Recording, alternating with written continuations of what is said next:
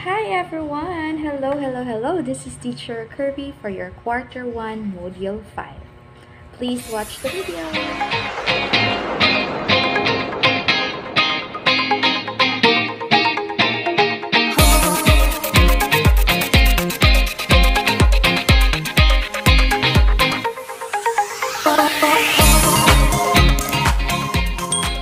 Hi, this is for your Araling Panlipunan subject, Quarter 1 Module 5 to 6, ang kalambigitan sa mga porma sa yuta o tubig sa mga probinsya sa kaugalingong rehiyon.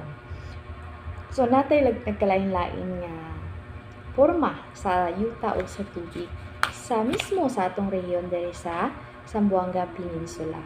So, diha makita nato sa atong mapa ang nagkalain-lain nga land formation o water formation. Karon atong ila-ilahon kung unsa ang feature or asa nato ni sila makita. So first naatay bukid sa Timulan, naa sila makita, naa na siya sa munisipyo sa Tibaw. So tungod kay nagsumpay kini sa mga probinsya sa Zamboanga Sibugay, Zamboanga del Norte ug Zamboanga del Sur. So kanang bukid sa Timulan di ay sumpay na sa tibuok rehiyon sa Zamboanga Peninsula. So ang Sindangan Bay nagkonektar kini sa probinsya sa Zamboanga del Norte o mga syudad sa dapitan o Dipolog. Ingon man ang gibantog nga Dakak Beach.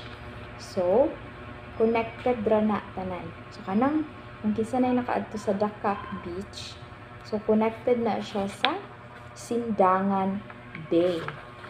Kita na sa Dipolog ug ang mga porma sa katubigan usab adunay kalambigitan sa atong mga probinsya sa rehiyon.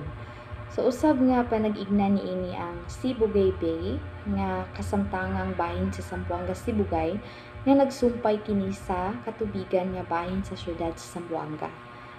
Mauman usab ang Merluket Falls nga nahimutang sa syudad sa Zamboanga nga nagkonektar o nagsumpay sa mga katubigan o mga kayutaan sa Vitali ngadto sa Zamboanga del Norte.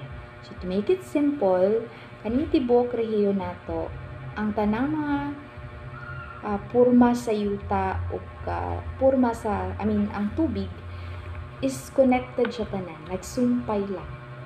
So, gikan man na siya sa Zamboanga del Sur, konektado na siya sa Zamboanga Sibugay, konektado sa Zamboanga del Norte.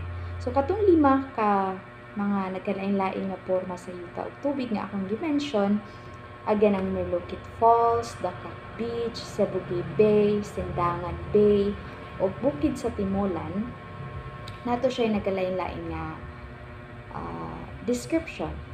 So, kinahanglan ninyo i-match sa pangitaon ninyo kung unsa ang insakto nga description ni ana na porma sa tubig o sa yuta. Okay?